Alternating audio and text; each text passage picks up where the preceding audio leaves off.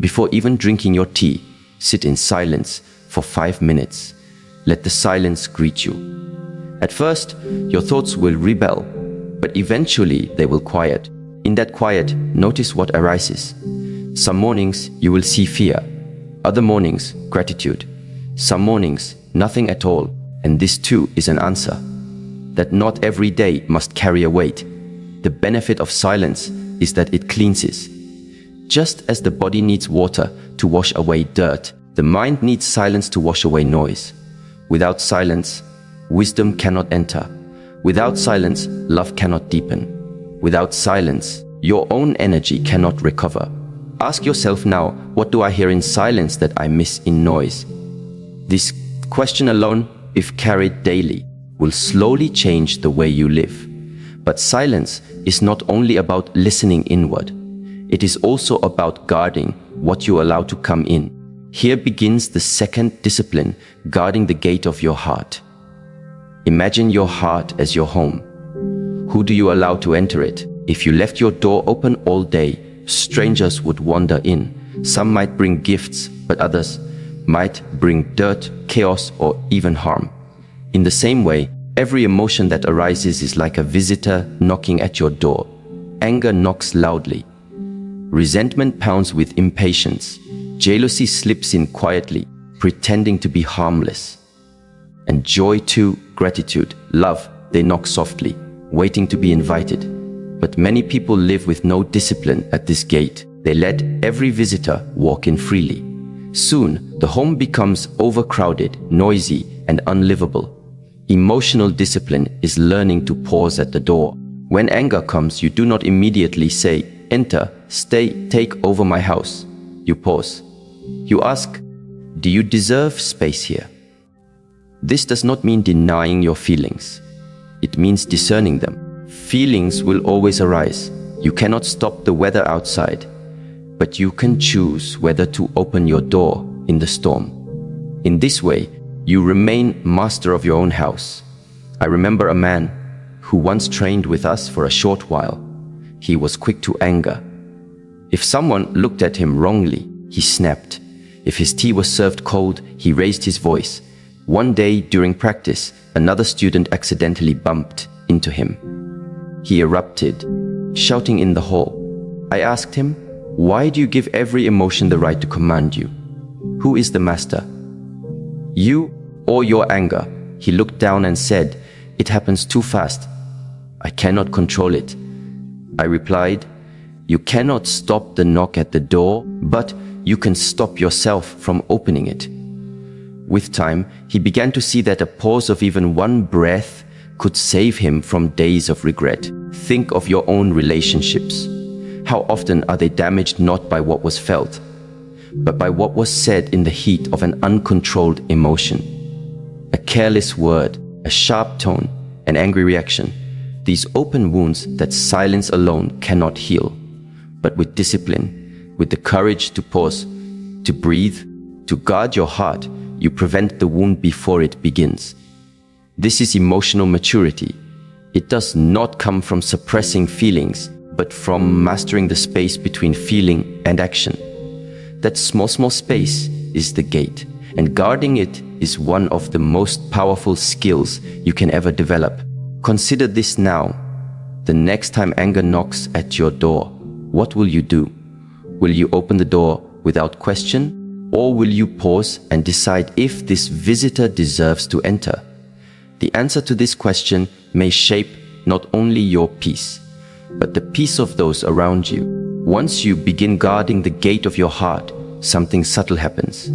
Your energy changes, which brings us to the third lesson, the energy you carry. Long before you speak a single word, people already feel you. Your energy announces you. Some people enter a room and the air grows heavy, though they say nothing. Others arrive quietly, yet suddenly the atmosphere feels lighter, calmer.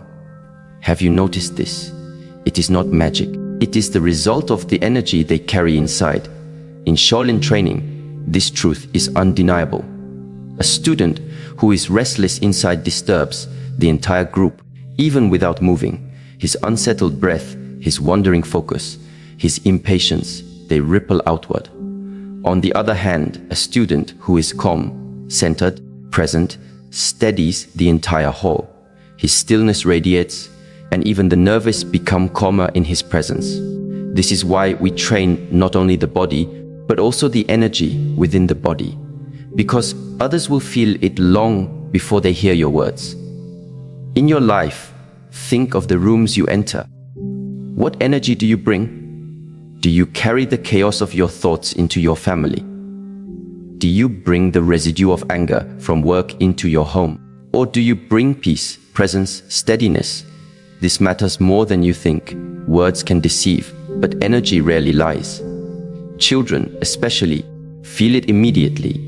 You may tell a child you are fine, but if your energy is tense, they sense it and respond to it. Lovers feel it too. Friends sense it. Even strangers sense it. Your energy is like the fragrance of your being. You cannot hide it, but you can cultivate it. How do we cultivate energy? Begin with the breath. Before entering any space, pause for one breath. Let the body soften. Allow your face to relax. Choose the energy you wish to carry inside. This is not pretense. It is alignment, because when you breathe consciously, your energy shifts. You cannot carry storm energy if your breath is calm. You cannot radiate peace if your breath is shallow and broken. The breath is the switch of energy. I often tell students, your true introduction is not your name, not your title, not your words. Your true introduction is the energy you bring. Reflect now, what is your true introduction? When you enter, do others feel at ease or do they tense? Do they open or do they close? These reflections are not for judgment, but for awareness. Because the moment you are aware, you can choose. And when you begin to choose the energy you carry, your relationships transform. Conflicts soften, conversations deepen, presence grows. People may not know why, but they will be drawn to your company. Not because of what you say, but because of what you emanate. So silence teaches you to listen. Guarding your heart teaches you to choose. And cultivating your energy teaches you to give. These three together form the foundation of all higher practice. Without silence, you cannot hear yourself. Without discipline, you cannot protect yourself. Without energy management, you cannot share yourself. This is why those who have endured life's storms are called chosen. Not because life is easy for them, but because they have passed the tests that force one to grow in silence, discipline, and energy. You, too, have passed. That is why you are here. Now it is time to practice these three, not as abstract ideas, but as daily disciplines. 5 minutes of silence each morning. 1 breath of pause before opening the gate of your heart. 1 breath of intention before entering any room. Simple practices, yet they can transform everything. When water is disturbed, it turns cloudy. You cannot see your reflection in it, and you cannot see what lies beneath. But when it is left to settle, it clears, and suddenly everything hidden becomes visible. The mind is the same. When it is constantly stirred by worry, doubt, and endless thinking, life appears confusing. Decisions feel impossible. Relationships feel like puzzles with missing pieces. But when the mind is allowed to rest, the truth that was always there comes into focus. The difficulty is that most people do not know how to let the mind rest.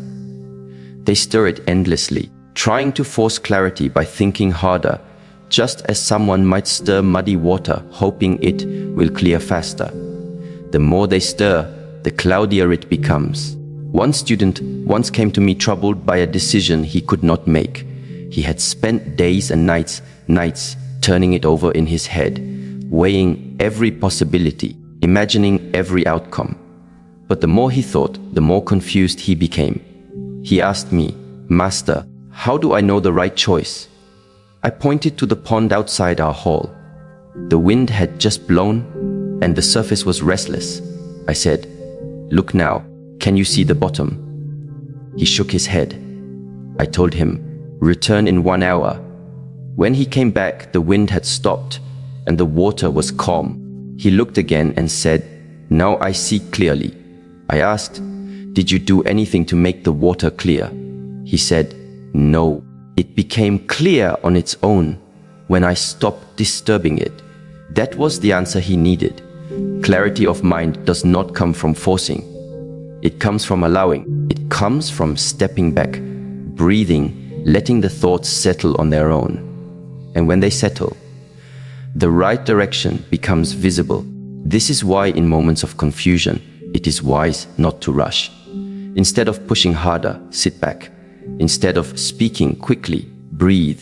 Instead of making choices from agitation, allow yourself to arrive in stillness first.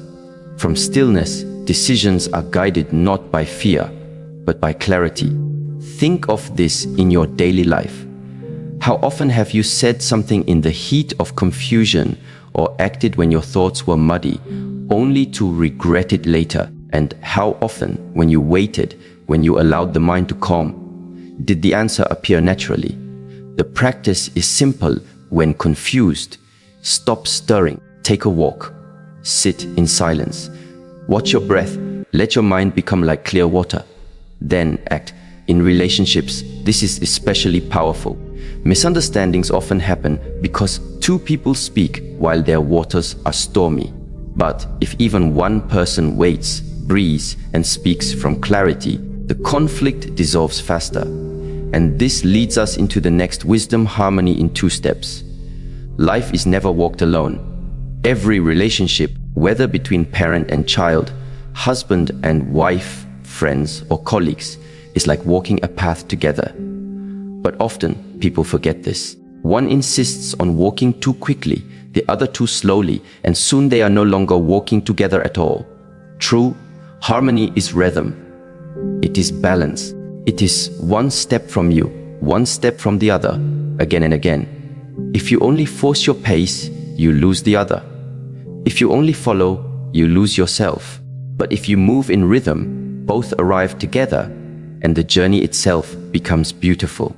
I saw this truth clearly when teaching partner drills in the hall. 2 students sparred, each talented in his own way. But one moved too fast, striking before the other was ready. The other moved too slowly, always trying to catch up. The result was chaos. Both grew frustrated, not because they lacked skill, but because they lacked rhythm. Then I asked them to slow down, to breathe, to match each other's pace. Something shifted. Suddenly, even their simplest movements looked graceful. There was no tension, no clash, only flow. This is the nature of harmony. When 2 energies move together, even ordinary steps feel extraordinary. Think about this in your closest relationships. Do you walk in rhythm with the people you love, or do you demand they move only at your speed? Do you allow them to take a step while you pause, or do you try to control the pace? Harmony does not mean always agreeing. It means listening. It means adjusting. It means giving space for another step without losing your own. When you practice this, conflicts soften. You discover that love is not about controlling the path, but about walking it together. Practical wisdom 4.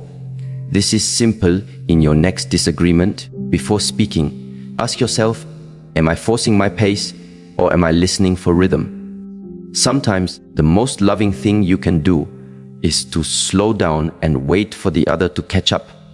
Other times, it is to take the step forward first, so they are encouraged to move too. In this way, relationships become a dance rather than a struggle. But harmony in relationships is not sustained by big gestures alone. It is built on the discipline of small things. Shaolin discipline teaches this better than words.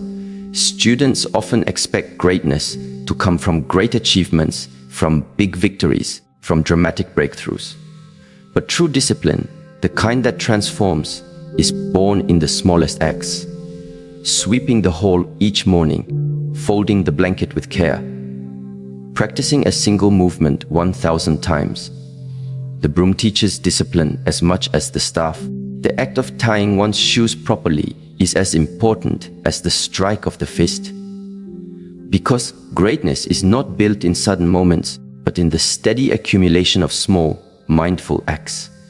One student once asked me, "Why must I sweep the same floor every morning? It is already clean." I told him, "The floor is not the only thing you are cleaning. You are sweeping your own mind." At first, he did not understand, but over time, he saw that in doing the small task with full attention, his mind grew sharper, his spirit calmer, his discipline stronger. The act itself was simple, but the result was profound. In daily life, this is no different. Many people wait for the big opportunity, the great moment, the perfect time to change. But life is built not on rare moments, but on daily habits.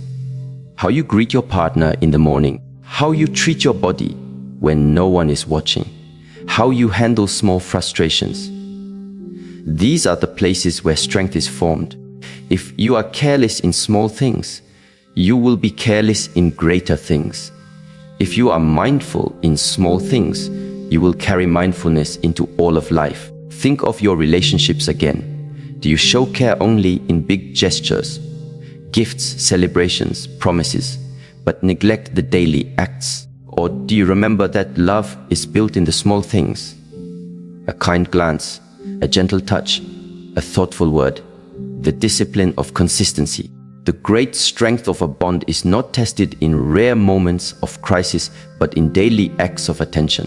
So consider this, choose one small act today and perform it with full awareness. It could be making tea with calm attention. It could be listening to a loved one without distraction. It could be sweeping your space as if the act itself was sacred. In these small things, you are training discipline. And discipline is not a prison. It is the freedom of knowing that your strength is dependable, that your energy is steady, that your love is consistent. Now, let us tie these teachings together. Clear water teaches us that clarity is possible when we stop storing. Harmony in 2 steps shows us that relationships flourish when we respect rhythm. And the discipline of small things reminds us that greatness is not in the dramatic, but in the consistent. Together, they form a way of living that is balanced, mindful, and strong. Clarity allows you to see. Harmony allows you to walk together. Discipline allows you to keep walking, even when the path is long. These are not abstract philosophies, but living practices. And if you carry them daily, your life will slowly become light, your relationships steady, your inner strength unshakable. Consider this now. Where in your life is the water muddy? Where do you need to stop stirring? With whom are you walking out of rhythm? And how can you adjust your step? What small act can you practice today with full attention? These questions are not to burden you, but to guide you. They are the beginning of a path that leads to clarity, harmony, and strength. Life has a way of testing us, not in the moments when everything is clear and simple, but in those times when shadows gather around our path and we are forced to walk without the assurance of certainty.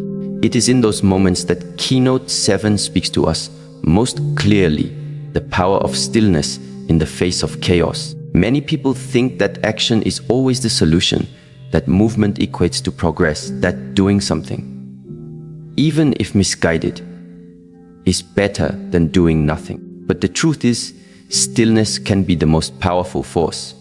Imagine a raging storm at sea. The waves crash, the winds howl, and the ship is tossed in every direction. The instinct of many would be to panic, to pull at every rope, to steer with frantic energy. Yet seasoned sailors know a deeper wisdom. Sometimes the only way to survive is not through frantic action, but through calm, measured stillness. They anchor themselves not in panic, but in presence. Likewise, when life's storms threaten to shake your very foundation, there is unmatched power in pausing, in breathing deeply, in refusing to let external chaos dictate your inner world.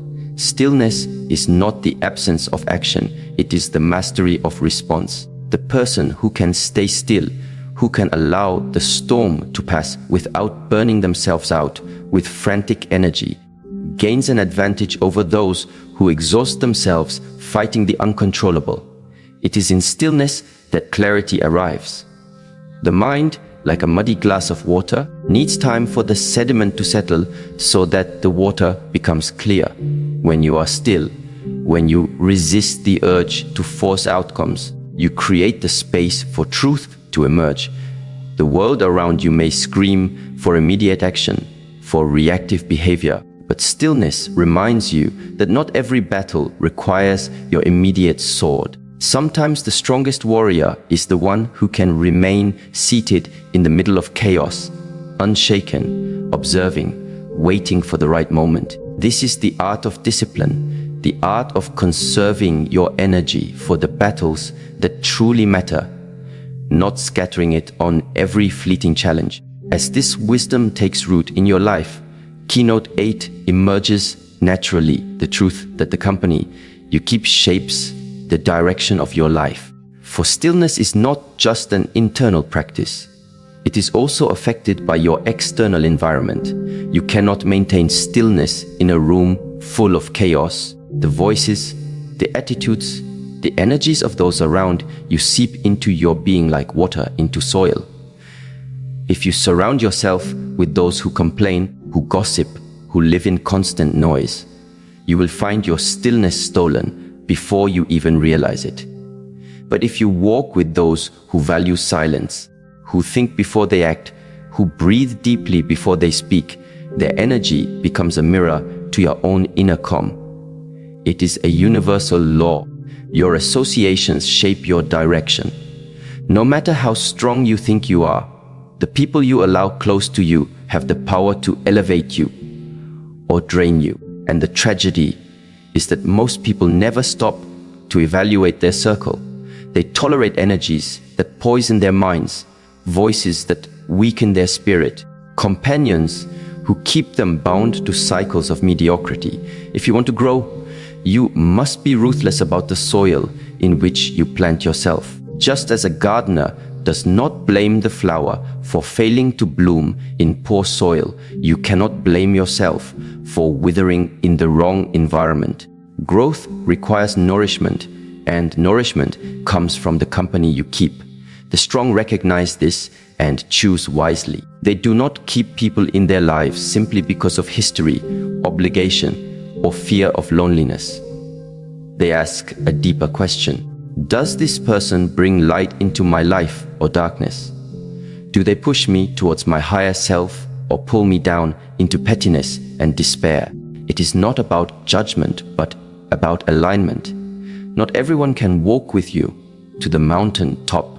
Some are meant to walk only a short stretch of the valley, and you must have the courage to release them without bitterness, because the truth is, when you release those who no longer align with your destiny, you create space for those who are meant to lift you higher. The wrong company will make stillness impossible, will fill your heart with noise, will cloud your vision. But the right company will sharpen your clarity, inspire your spirit, and strengthen your resolve. And when you master stillness and choose your company with intention, Keynote 9 becomes your reality. The discovery that your true power is not in what you do, but in what you embody. 2. Many people measure their worth by their actions, by their accomplishments, by their constant hustle. But true strength is not found in endless doing. It is found in being. A lion does not need to roar to remind the jungle who it is. Its presence alone commands respect. Likewise, you do not need to over-explain, to prove, to demand recognition. When you embody confidence, when your energy radiates assurance and peace, the world responds to you without you having to force it. This is the essence of presence. It is why some walk into a room and immediately shift the atmosphere, while others struggle to be noticed even when shouting. Presence cannot be faked. It is the natural consequence of stillness and alignment. When your inner world is calm, when your circle supports your growth, Your presence carries a power that words cannot match. Think about the times you've met someone who barely spoke yet left a deep impression on you. Their energy communicated more than their words ever could. This is the power of embodiment.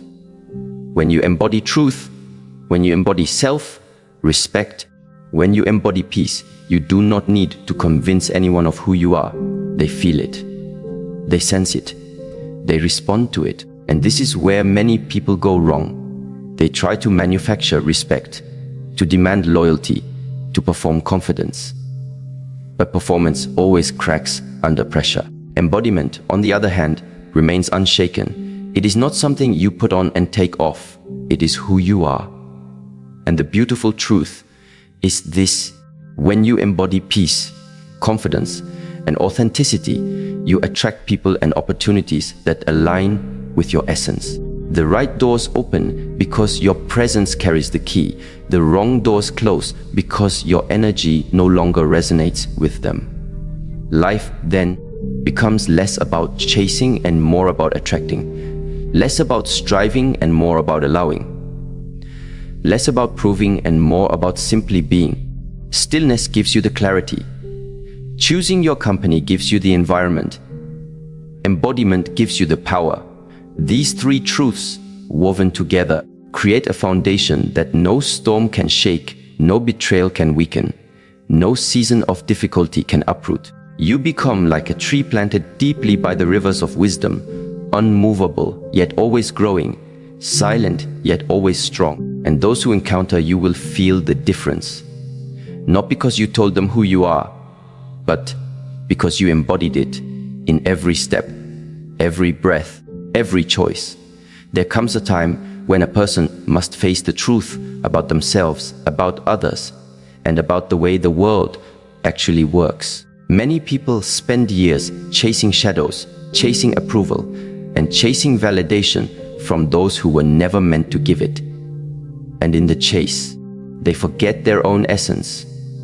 They forget the rhythm of their own heartbeat. And they forget the dignity they were born with.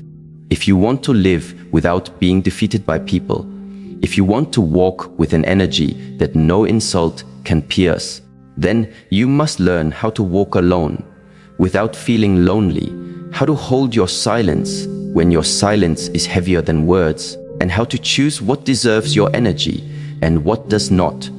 These are not simply strategies, they are states of being cultivated like a garden, refined over time until they become part of you. The 10th realization begins with understanding the extraordinary weight of silence. Most people underestimate silence. They think it is emptiness, absence, or lack. But in truth, silence is fullness. It is presence. It is an energy that demands respect without needing to ask for it. When a person insults you, mocks you, or provokes you, the world teaches you to retaliate with words, to defend yourself, to prove yourself right. But when you master silence, you no longer need to prove anything. You allow your stillness to unsettle them. You allow your lack of reaction to force them to face themselves. Silence is not weakness.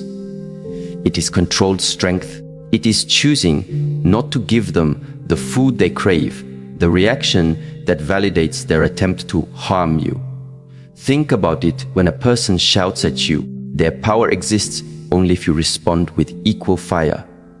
But if you remain still, if you hold your center, their flames cannot touch you. Their words hit the surface and dissolve. This is why those who practice silence often carry an aura that feels untouchable. People are unsettled by someone who doesn't need to argue, who doesn't need to convince. It is the same reason wise people are feared in rooms full of noise. They have learned that silence speaks louder than 1,000 voices. Silence is not always external. It is also internal. You cannot master outward silence if inside you are restless, boiling, angry, replaying scenarios again and again. True silence is when the storm inside is calmed, when your thoughts no longer need to justify your worth to anyone.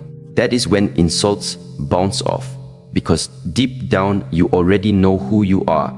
And knowing who you are means no one else's definition of you can stick. When a lion walks through the forest, does it stop to respond to the barking of dogs? No, because the lion knows its identity. In the same way, silence is the roar of those who do not need to roar. The 11th realization is about the art of walking away. Many people confuse endurance with strength. They believe that staying in every argument, every toxic environment, every draining relationship proves they are resilient. But true strength is not about how much toxicity you can endure. It is about having the courage to walk away from what diminishes you, even when walking away feels like loss. Sometimes, the most powerful decision you can make is to leave, not because you are weak, but because you finally understand your value. Walking away is not running. It is not avoidance. It is alignment. It is declaring that your energy, your time, and your peace are too expensive to be wasted on situations that do not honor them. Think about it. If someone hands you poison and you refuse to drink it, are you weak or are you wise? Walking away is refusing poison in all its forms. Poisonous conversations, poisonous relationships, poisonous environments. Every step you take away from such places is a step back into your own life. But why do so many struggle to walk away? Because their ego whispers, stay and prove them wrong. Stay and show your worth. Stay until they regret mistreating you. Yet this ego-driven voice keeps you trapped, feeding the very dynamic that hurts you. When you walk away, you cut the chain. You deny them the ability to continue feeding on your energy. You stop making your dignity dependent on their recognition. Walking away is not giving up. It is giving yourself back to yourself. And there is something magnetic about a person who knows when to leave. People are drawn to those who set boundaries without announcing them. Those who walk away quietly create an energy that says, I cannot be held where I am not valued. Even those who hurt you feel the shift. They realize you will not play the game. They realize you cannot be manipulated into staying. And in that moment, your absence becomes louder than your presence ever was.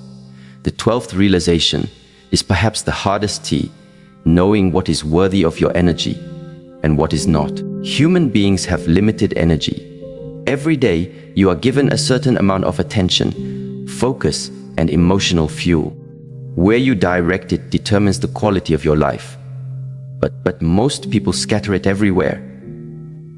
They fight battles that do not belong to them. They argue over things that do not matter.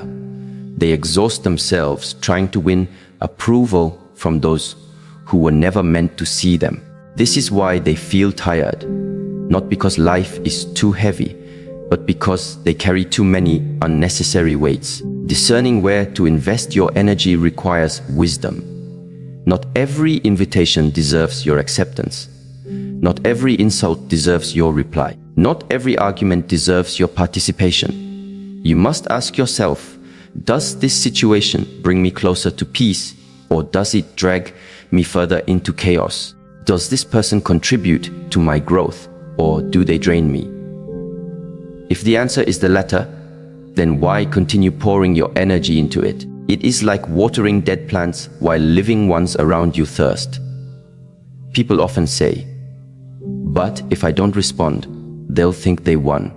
Let them. Winning is not about proving them wrong. Winning is preserving your energy for the battles that matter.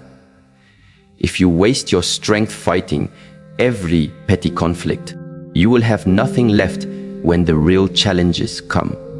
Wisdom is not fighting more, but fighting less and fighting only when it is necessary. This discernment also applies to love, to friendships, to opportunities. Not every open door leads to your destiny.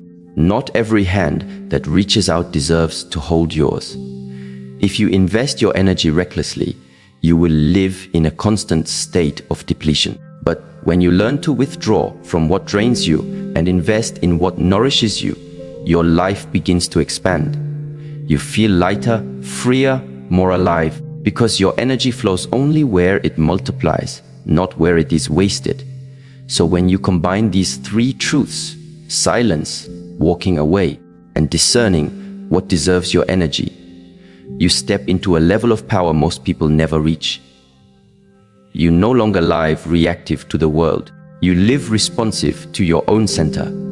You realize that not every battle is yours, every voice deserves a reply, and not every road deserves your steps. You learn that your greatest strength lies not in how loudly you can fight, but how deeply you can preserve your peace. The person who knows how to be silent when necessary, who knows when to leave without fear, and who knows what is worthy of their energy. This is the person who is undefeatable. This is the person who commands respect without asking for it.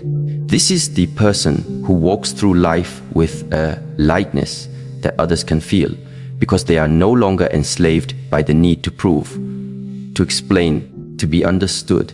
They have chosen the higher ground, and from that ground, no insult, no manipulation, no betrayal can truly touch them. Life has a way of teaching lessons in the most unexpected of ways, often when you believe you have already mastered certain aspects of yourself. It is in those moments when pride blinds your vision or when comfort lulls you into complacency that the deeper lessons appear. Keynote 13 begins with a simple but profound realization: if you do not consciously create your own inner discipline, life will create discipline for you in ways that are far harsher and less forgiving. To live without structure, without boundaries, without self-control is to invite chaos into every area of your existence. Think of the student who never studies until the night before the exam. Life will not bend its rules because of his negligence. The test will come regardless of his preparation, and the results will reveal the truth of his habits. Similarly, in relationships, if you do not cultivate patience, humility, and responsibility, conflict will expose the lack of discipline in your character. You can delay it, but you cannot avoid it. True discipline is not punishment, it is liberation. It frees you from the tyranny of impulses, from the sabotage of laziness, from the prison of emotional overreactions. A person without discipline becomes like a leaf in the wind, carried by external forces, never in control of where they land. But the disciplined one has roots unshakable even when the winds of life howl. They understand that comfort is temporary, but growth is eternal. They rise earlier not because it feels good, but because it strengthens their ability to lead themselves. They speak with restraint not because they lack opinions, but because they understand the power of words and the weight they carry. They hold themselves accountable, not waiting for others to correct them, but correcting themselves before mistakes grow into disasters. Discipline, therefore, is a form of deep respect, respect for one's potential, for one's future, and for the unseen ripple effects of one's actions. Without it, every opportunity that life offers slips through the cracks of unpreparedness. With it, even challenges become stepping stones, because the disciplined heart and mind know how to transform hardship into mastery. But there is another layer here, which Keynote 14 brings to the forefront. The energy you surround yourself with directly shapes the quality of your inner life. People often underestimate the influence of environment. They believe they can walk among the bitter, the envious, the selfish, and remain untouched. But energy is contagious. It is as subtle as the air you breathe and as powerful as the tide that shapes the shoreline. You cannot drink polluted water and expect health. Similarly, you cannot consistently absorb negativity and expect clarity of spirit. The old saying is true: show me your friends, and I will show you your future. If your circle thrives on gossip, your mind will be filled with suspicion. If your circle thrives on excuses, your actions will be delayed. If your circle thrives on envy, your gratitude will diminish.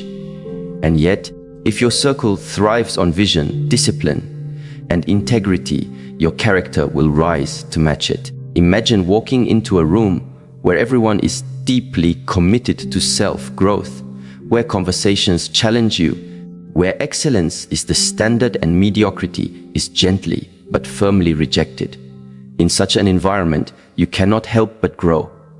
You are compelled to rise, compelled to sharpen your thoughts, compelled to act with greater responsibility. The energy of the people around you amplifies your own hidden potential.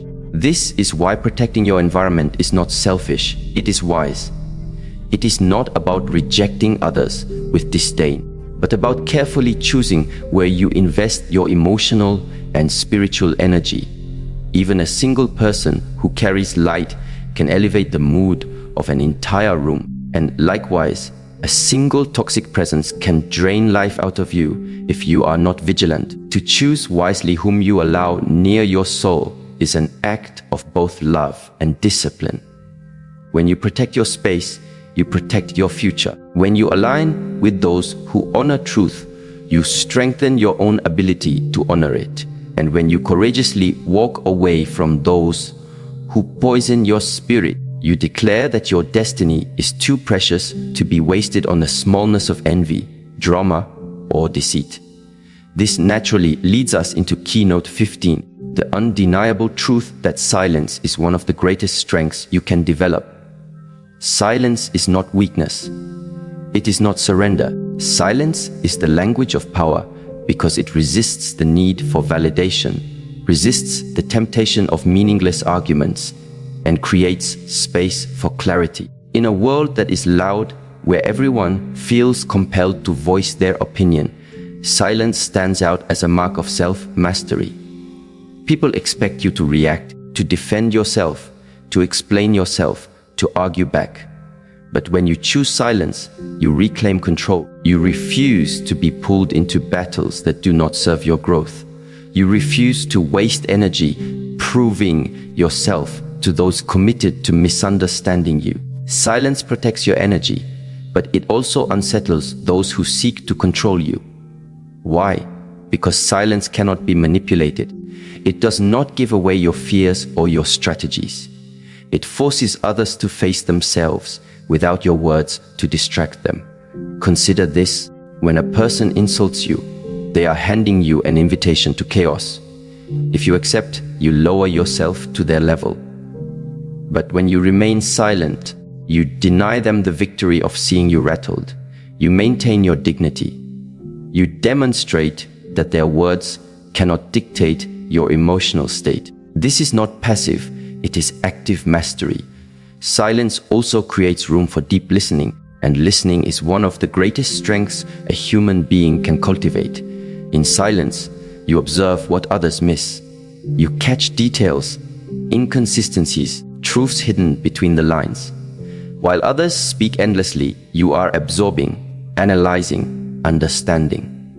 And when you finally choose to speak, your words carry weight because they are rooted in observation rather than impulse. This is why the most powerful people in history have known when to remain silent, when to wait, when to observe, and when to release words like arrows straight to the heart of the matter. But silence is not only outward, it is inward as well. The silence within you, the ability to quiet the storms of anxiety, the voices of doubt, the noise of external opinions, is what gives you strength. When you cultivate inner silence, you no longer seek external approval. You become anchored in self-awareness, in spiritual connection, in clarity. From this place, decisions are made with calm precision. Actions are taken with unwavering confidence, and life becomes less about reaction and more about creation. Outward silence without inward silence is incomplete. But when both align, you embody a rare kind of power that is unshakable. Taken together, discipline, energy, and silence are not separate keys. They are one continuous flow of inner mastery. Discipline shapes your actions, energy shapes your environment, and silence shapes your spirit. If you master these, you step into a life where external circumstances no longer control you, where negativity cannot chain you, and where your inner peace becomes unassailable. And in that state, you do not merely survive the chaos of life, you rise above it, like a mountain unmoved by the passing storm. Life will often place you in circumstances where the choices you make will echo longer than you can imagine. The 16th lesson is about understanding that the way you interpret the hardships you face will determine whether you emerge from them bitter or better. Every person at some point encounters pain, betrayal, loss, or disappointment. But what separates those who rise from those who remain stuck is not the event itself, but the narrative they attach to it. Imagine two people experiencing the same setback. One loses their job, the other also loses theirs. The first spirals into despair, telling themselves they are worthless, unlucky, doomed to fail. The second, while hurting, chooses to see the event as an opportunity to pivot, to refine their skills, to seek alignment with a deeper calling. Over time, one lives in resentment, while the other discovers strength they never imagined they had. The key lies in perception. What story are you telling yourself about your suffering? If you believe hardship came to destroy you, you'll resist it. But if you believe it came to refine you, you'll work with it. Life does not just happen to you, it happens for you. This shift in mindset changes your energy, your resilience, and ultimately your destiny. The stone that blocks one person becomes the stepping stone for another. The fire that burns one to ashes purifies another into gold. You must constantly ask, am I allowing my pain to close my heart, or am I allowing it to expand my wisdom? The 17th lesson teaches the importance of silence, patience, and timing. There are moments in life when the greatest strength lies not in action, but in restraint. The modern world glorifies quick reactions, immediate responses to insult, impulsive decisions when pressured, hasty words thrown in anger. But silence is not weakness, it is a reservoir of power. Think of a warrior who draws their sword at every insult. They exhaust themselves, they reveal their strategy, and they lose respect. But the warrior who holds their sword steady, who chooses the right moment, strikes with precision and effectiveness. Silence allows clarity.